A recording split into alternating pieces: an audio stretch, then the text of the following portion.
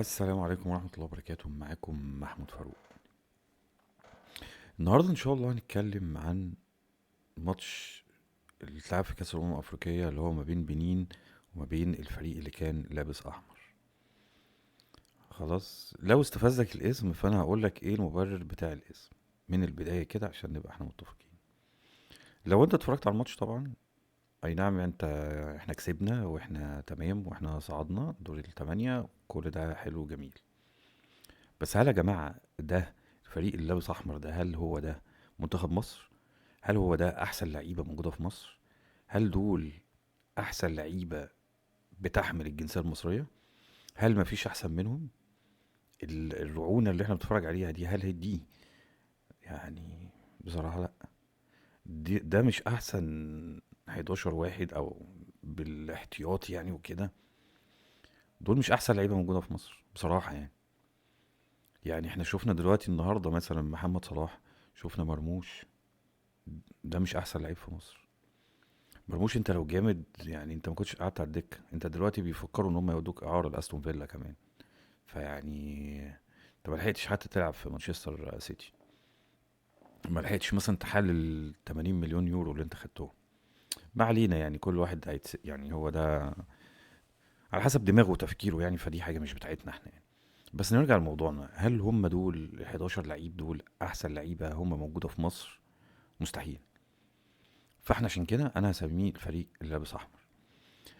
مبدئيا بقى لو جينا نبص بقى على الفرصه الاولانيه دي بتاعت مرموش، مين يعني مرموش ده؟ من اللعيبه المفروض اللي هي اصحاب خبره، اصحاب يعني المفروض ان عنده امكانيات اكبر من اكتر من اللعيبه اللي موجوده في بقيه الملعب.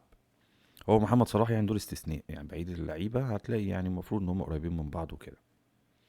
فالمفروض انا لما اجي احاسب مرموش او اجي اعتب عليه، فانا هعتب عليه عشان انت المفروض ان انت راجل محترف، وانت كمان راجل عندك خبرة، وراجل لعبت بره ولعبت قدام مدافعين كبار وي وي وي وي وي، ولعبت في أندية كبيرة ودوريات كبيرة. المفروض يعني إن هي مقارنة بالدوري المصري، يعني تعال نقارن الدوري الإنجليزي بالدوري المصري، مفيش مقارنة. تعال نقارن الدوري الألماني بالدوري المصري، برضه مفيش مقارنة. فعشان كده انت المفروض ان انت لعبت في دوريات كبيرة، ومفروض ان انت عندك خبرة كبيرة. فيا مرموش انت دلوقتي عندك المفروض تلعب لك كورة من عند نص الملعب زي الكورة اللي احنا شايفينها دي. فانت ما بينك، انت المفروض انت مهاجم. يعني انا مش بقول لك ان انت مثلا سنتر باك، او ان انت باك مثلا، او ان انت مش عارف، لا، انت المفروض ان انت مهاجم. المفروض ان انت بتحط جوان. فدلوقتي انت يا استاذ مرموش يعني عندك، او زي ما احنا شايفين دلوقتي في الفريم اللي قدامنا ده، استاذ مرموش انفراد. يعني بص، انت قدامك نص الملعب كله تفكر لغايه ما توصل للجون انت هتعمل فيه ايه، او هتحط الكرة ازاي. تمام. وتختار في الاخر احسن اختيار او احسن اوبشن هو موجود بالنسبه لك وتعمله. لا، احنا ما عملناش كده. هو حد مفهم مرموش ان هو انت هتفضل مكمل لغايه ما تلاقي الحارس في وشك فانت تخترق زي الضوء كده مثلا يعني، هيخترق الحارس وهيعدي منه، والكوره كمان برضو محدش هيشوفها، يعني هي هتعدي من تحت وهو هيعدي من جواه، واحلى مسا عليكم كلكم، يلا بينا بقى الجون. هو الكوره مش كده يا مرموش، عمر يعني انا والله العظيم ما كده. انا ما اعرفش انت بتتدرب على ايه يا مرموش، انت فين تفكيرك انت؟ المفروض ان انت هتيجي عند جزء معين، مثلا لو انتوا شايفين عند مثلا الجزء ده، او ماشي، مش هو كده كده الماوس مش باين لكم يعني.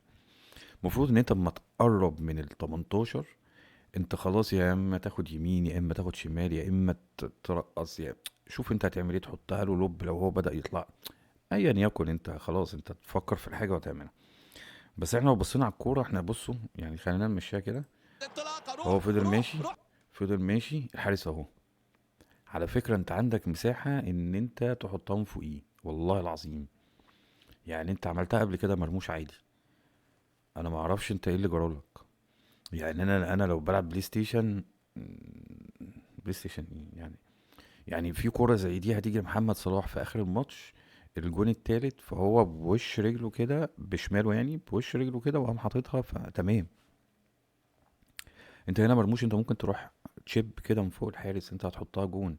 اكسر يا عم، بص انت بقيت فين، اكسر بقى، اكسر كده، يعني اكسر مثلا في الجزء ده او اكسر في الجزء ده، هيبقى عندك مساحة. هو مش هيقدر يرجع، مش هيقدر يرجع كل المسافة دي، مش هيلحق. انت لو كسرت خلاص هتعرف تحطها له. لا بس احنا تعال نبص كده، هو مكمل مكمل وداخل فيه.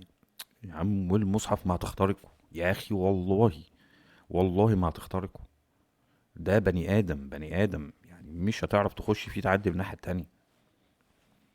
فالمهم، هو خلاص كده ادي مرموش.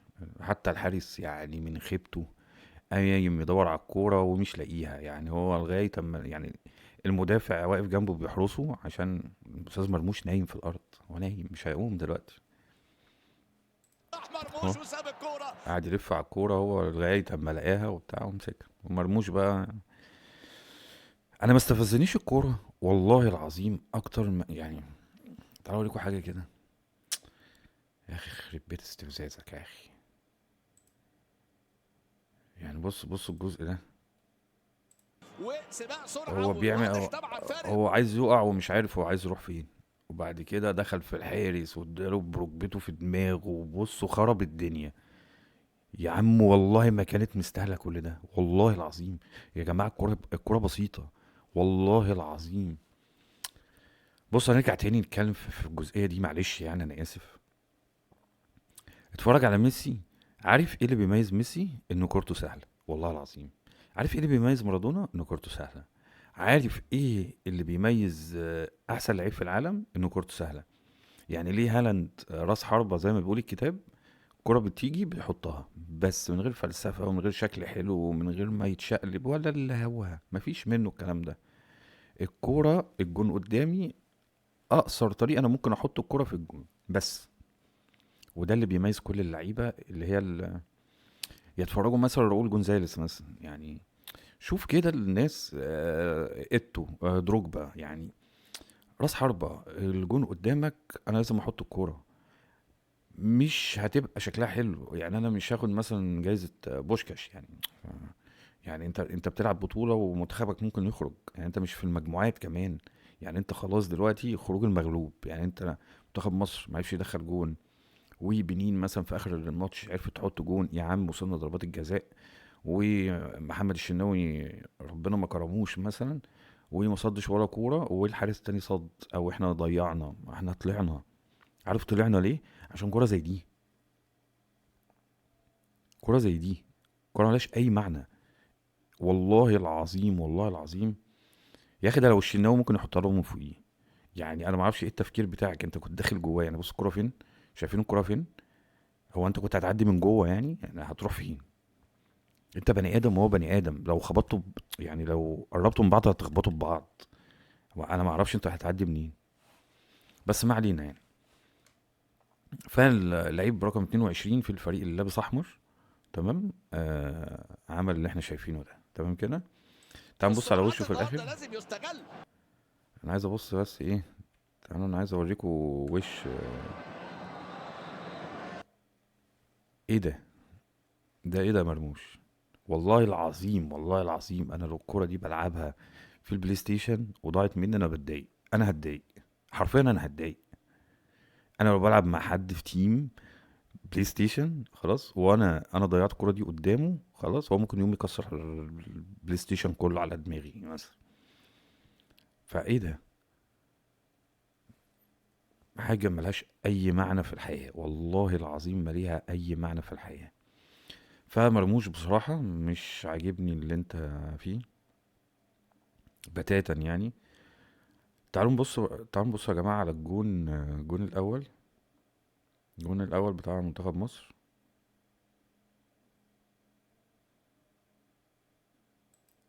أظن هنا. اه. أنا بس عايز أوريكم حاجة تانية للأستاذ مرموش يعني. الكرة دي لعيبة محمد صلاح ليه مش عارف، ده أظن محمد هاني، لعيبها لمحمد هاني، فمحمد هاني راح بيلعبها معرضها. حلو قوي الهاني. بصوا، بصوا مرموش يا جماعة، يعني أنا عايزكم تركزوا مع مرموش. مرموش حتى عمل كده وبعد كده رجع تاني للكورة يلعب العرضيه أهو. مين؟ يعني التهويشة اللي أنت في، أنا والله أعلم، والله أعلم، أنا مش عايز أظلمه، بس اظن هو ما كانش واخد باله ان في لعيب وراه وهو بيسيب له الكوره. يعني حتى كان في رعونه ان هو رايح ياخد الكوره. يعني بصوا والهاني يلعب العرضيه، مين اللي مكمل؟ بس كده، هو خلاص كده الموضوع كده انتهى بالنسبه له خلاص، انا ولا هجري ولا كوره ولا تمام، وكله زي الفل. فلحظنا احنا الكويس، ده حظنا كويس بامانه. إيه اللي هو جه ساعتها جه الاستاذ مروان عطيه، بصراحه حطها حلوه جدا. فالحمد لله جه الجون الاولاني. تمام. لو جينا بصينا بقى للجون اللي دخل فينا، جون عظيم بصراحه، والله العظيم جون عظيم، جون في قمه العظمه. انا عايز اجيب لكم بس الهجمه من اولها عشان نشوف العظمه اللي كنا احنا فيها يعني. رحنا فين؟ اه مثلا هنا كوره اهي، شوف رجعت لمين؟ هترجع للشناوي. تمام. فالكوره اهي وهترجع اضطر يرجع كتير، للشناوي. ضغط الشناوي مره واحده كده، مره واحده خدها زي ما هي كده، روح ضاربها. طب انت شناوي مديها لمين؟ يعني بص يا شناوي، انت عندك اوبشن اهو، في لعيب عندك اوبشن تاني، محمد هاني اظن اهو. خلاص. عندك اوبشن ان انت تلمها تفتح لنفسك في الجزء ده، في الجزء ده مثلا. خلاص، يعني انت عندك اللعيبه كلها متمركزه في السنتر، في عندك لعيب اهو واقف لوحده، في عندك ان انت ممكن ترميها بعيد، في عندك ان انت ممكن ترميها على الاطراف. لا بس هو عارفين هو لعيبه مين؟ هو لعيبه اللعيب اللي لابس اصفر ده، لعيب منتخب بنين. انا مش هقول اللعيب اللي لابس اصفر يعني، هو في، يعني احنا لو شفنا الالوان، الاصفر هو من درجات الاحمر. تمام. بس مش لدرجه ان الاصفر انت شايفه احمر يعني. بصوا كده لعبها ازاي، عالي من جانب لاعبي المنتخب. ما شاء الله، ما شاء الله. لعيب استلمها وخلاص، يعني بيتارجت الجون فداخل على الجون. ايه يا شناوي، يا شناوي في ايه؟ شناوي انت بتعمل ماتش حلو وتعمل بعديه 20 وحش يعني. انا ما اعرفش كوره زي دي بتتلعب ازاي. يا جماعه انتوا بصوا كمان اللي حصل دوت في الدقيقه 81. 81 انت ممكن يخش فيك جون، يعني انت مش مأمن، يعني انت بتلعب بنين كسبانها 1-0 وتمام، انت كده مطمن ان الماتش هيخلص 1-0. مستحيل. اللعيبه او الفرقه اللي قدامك هي مش باقيه على حاجه، هي كده كده هتخرج، فهي هتموت نفسها انها تحط جون. على عكس مثلا ما تبقى النتيجه 2-0 3-0، فقشطه ساعتها هقول لك يا عم خلاص، حته حته الدافع عندهم او الحاجه، فهي رايحه لشبه مستحيل ان هم يلحقوا يحطوا جونين ثلاثه. فتمام انت ممكن تعمل بقى الرعونه بتاعتك دي، بس انت كل ده ممكن يخش فيك جون، فدي حاجه مش حلوه. لو جينا بصينا بقى على توزيعة منتخب اللي لابس احمر، خلاص، فهتلاقيه بقى ايه؟ ادي امام عاشور هنا في النص، انا ما اعرفش بيعمل ايه، الكرة اتقطعت لسه برضه ستيل، اللعيب ده ما بيتحركش، محدش بيحاول يضغط. عندنا بصوا مساحة قد ايه فاضية، شايفين مساحة قد ايه؟ شايفين ده؟ خلاص. اظن يا امام عاشور انت مش شايف كل التلاتة اللي وراك دول، التلاتة اللي وراك دول انت مش شايفهم. محمد هاني الراجل ده لو بدأ يدي سبرنت انت صعب ان انت تعرف تجيبه. ماشي. عندنا لعيب تاني ما اعرفش كان بيعمل ايه في الارض، بيدور على حاجه فلسه ما قامش. عندنا اللعيب التاني برضو لسه ما قامش. تمام. فده اللعيب اهو ممكن يدي الكرة لده فهو يروح شايطها. تمام. بس اللي حصل غير كده، تعالوا نشوف اللي حصل بقى. بنين خطا بالشناوي هو ده اهو لعيبه لده. في الخروج احنا عندنا برضو في لعيب ورا اهو بيفتح لوحده شايفينه، والراجل بعديه، هو مش سابقه بخطوه، لا ده هو سايبه يسبقه هو بخطوه. ماشي. والاستاذ امام عاشور لغايه دلوقتي برضو في رعونه مش عايز يرجع، يعني اكيد هو شايف اللعيب ده ممكن يرجع يقف هنا، مفيش منه مفيش. الكره فاللعيب تمريره ده ومحاوله. خبطها، المهم ما جاتش. اسمه ايه ده، الباك او الوينج بتاعهم يعني دوت، خلاص هيبتدي ان هو ياخد الكوره ويبتدي ان هو ايه، يبتدي ان هو يرفعها ولكن على طول اهو. برافو ياسر، برافو. ماشي. شايفين بقى الراجل اللي احنا كنا بنتكلم عليه في الاول، او رافع له ايده دلوقتي بيقول له انت يعني لغايه دلوقتي انت ما شفتنيش، يعني انا لغايه دلوقتي انا سابق المدافع، انا لغايه دلوقتي سابق المدافع. وده هو ممكن يقطع البعيده برضه، فهيبقى ساعتها في اتنين وهيبقى في خطوره اكتر من دول، يعني في اربعه هم معرفش بيعملوا ايه. يعني ده هو داخل يضغط عليه او يقفل له الزاويه. اي نعم بعد كده هو مش هيقفله الزاويه، هو هيتسبب في كارثه يعني، بس تعال نشوفها يعني. فبدا وياسر الراجل الكرة اللي هو اتلعبت ايه كرة خطأ اهو بالشناوي. بدا يرفعها، خبطت في رجله. ماشي. الشناوي ما يتسالش عنها خالص خالص على فكره، والله العظيم ما يتسال عنها خالص. هو كتر خيره ان هو كان رد فعله سريع، وبدا ان هو يرجع للكره تاني. فبدا ان هو راح مطلعها من الجون. بس احنا عندنا بقى مشكله تانية. عندنا اللعيب اللي لابس اصفر دوت. ماشي ما شاء الله، اذكى من واحد اتنين تلاتة اربعة خمسة. خلاص. وهو اللي هيحط الجون يعني، بعد ما هو ما الشناوي هيطلعها، فالراجل ده هيروح داخل حاططها، اللي هو ايه يلا بقى كده. تمام. اهو. الشناوي العرضية خطيرة. هو كان اذكى واحد فيهم. اذكى واحد فيهم امام عاشور، هو ستيل مش مصدق ايه اللي بيحصل. محمد هاني واقف، ده يا جماعه لا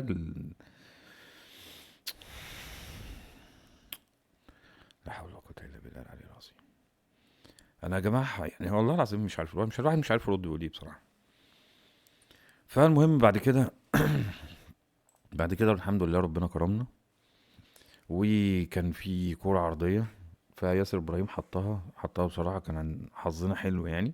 جت برضو في المقص، لغايه اما جت كوره بقى في اخر دقيقه باين اظن بتاعت محمد صلاح، وانفراد زي الانفراد اللي كان موجود لمرموش في الاول. بس المره دي محمد صلاح حطها يعني الحمد لله. سريعا لو عايزين نبص على الاجوان، تعال نبص عليهم.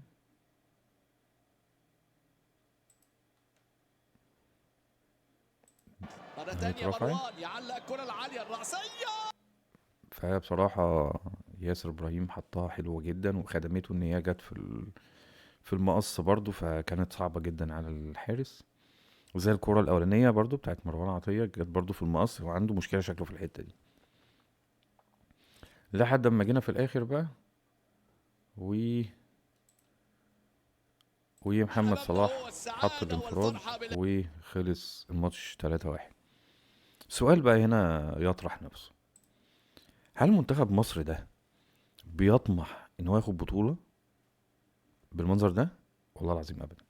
انا عندي مشكلة برضو تانية برضو. في لعيب وفي لعيب. تمام. في لعيب المفروض يباصي للعيب. تمام. لو اللعيب التاني اللي انت بتباصيله معاه مدافع، فانت ممكن تديله جامدة شوية، ممكن تديله بعيدة ناحية العكس بتاع المدافع، تمام، عشان يعرف يستلمها او يعرف يطلع بيها. تمام.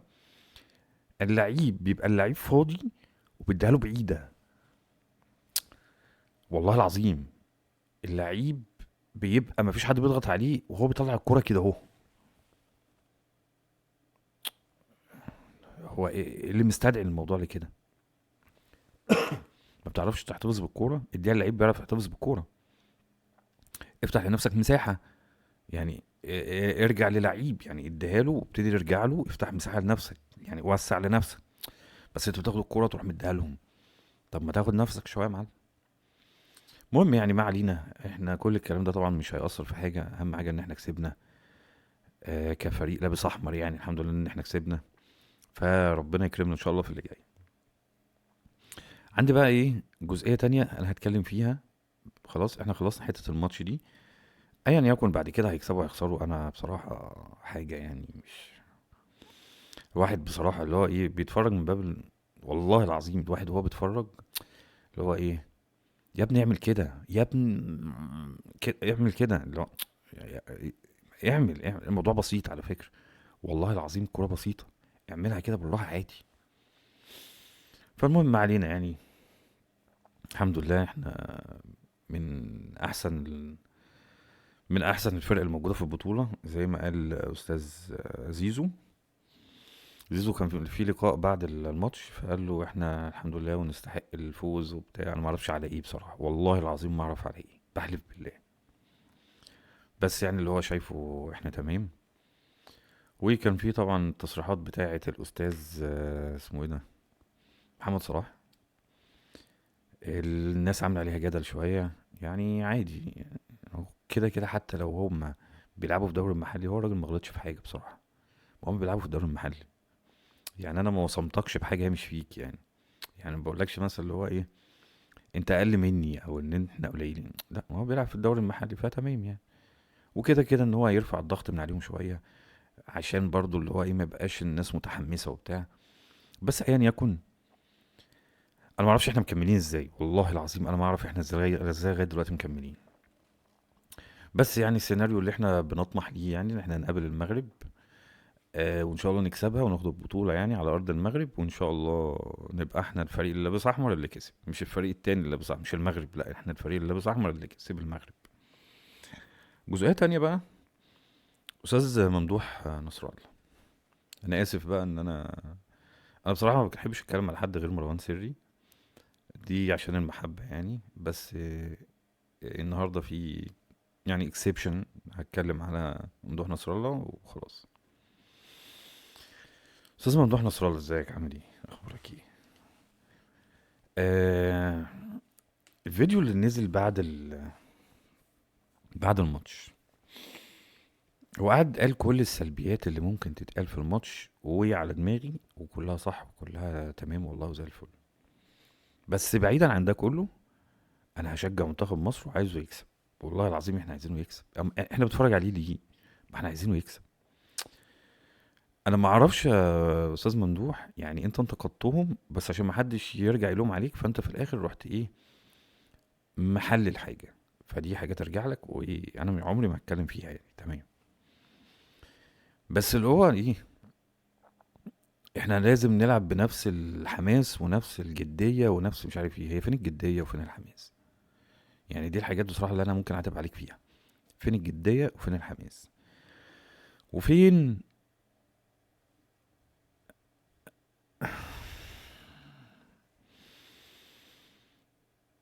انا مش عارف بصراحه،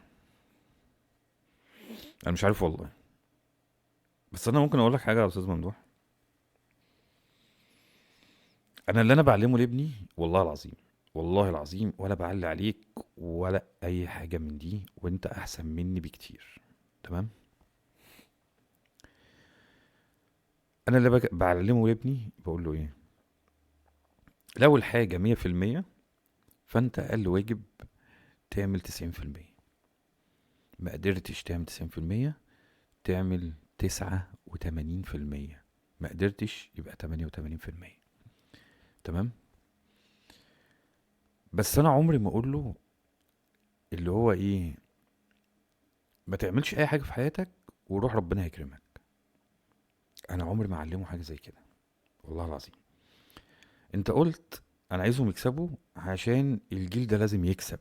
هو ليه لازم يكسب وهو وحش؟ انا دي الحته اللي انا مش متفق معاك فيها. يعني ايه انا وحش وهكسب؟ يعني ايه مثلا ابني ما ذاكرش وهو هينجح؟ مستحيل ينجح.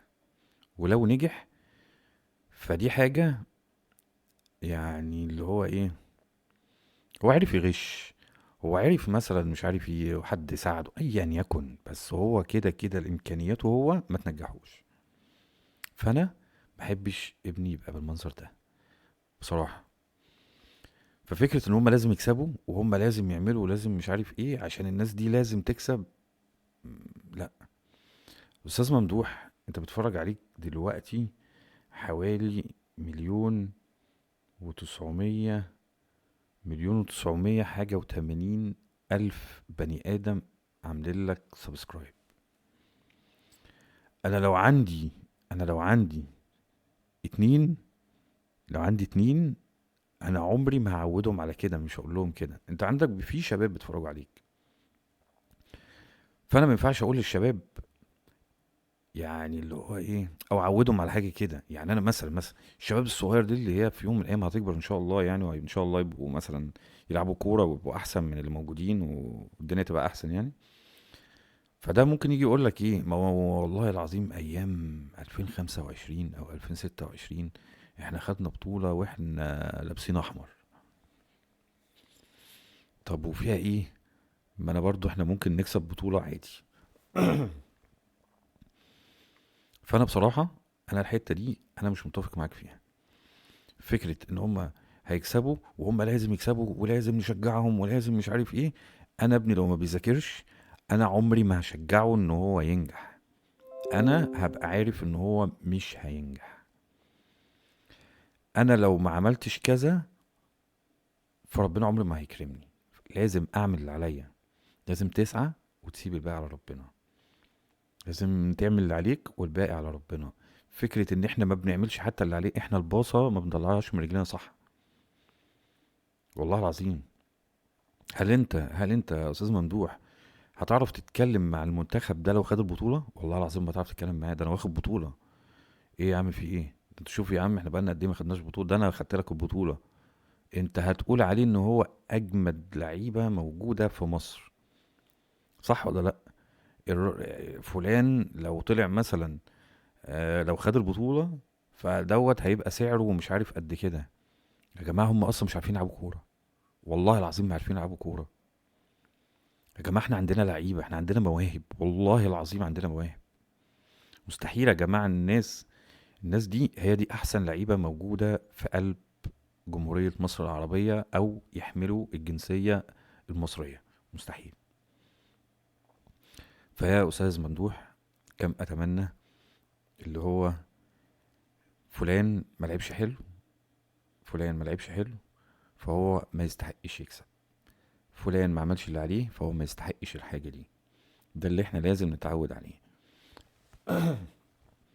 انا ممكن ما اعملش اي حاجة في حياتي وهبقى عايز انجح وخلاص. انا بصراحة مش مع الكلام ده خالص.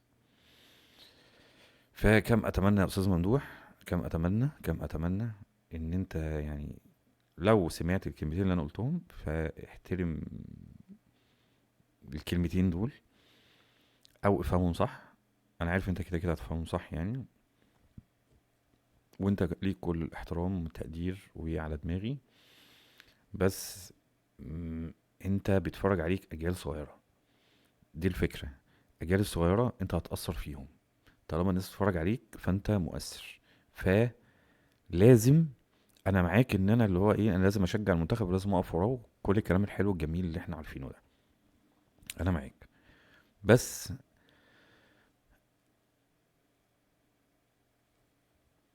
اظن انت فهمتني. ده كان ملخص يعني او دردشة عن ماتش النهارده اللي كان بيجمع الفريق اللي لابس احمر مع منتخب بنين. ويعني نتمنى ان شاء الله نشوفكم في فيديوهات تانية احسن يعني، او ظروف احسن من كده. ومعلش انا طولت عليكم. ان شاء الله اشوفكم في حلقة جديدة. لو عجبك الفيديو اتمنى تعمل لايك وسبسكرايب، وان شاء الله اشوفكم في حلقة جديدة. السلام عليكم ورحمة الله وبركاته. سلام.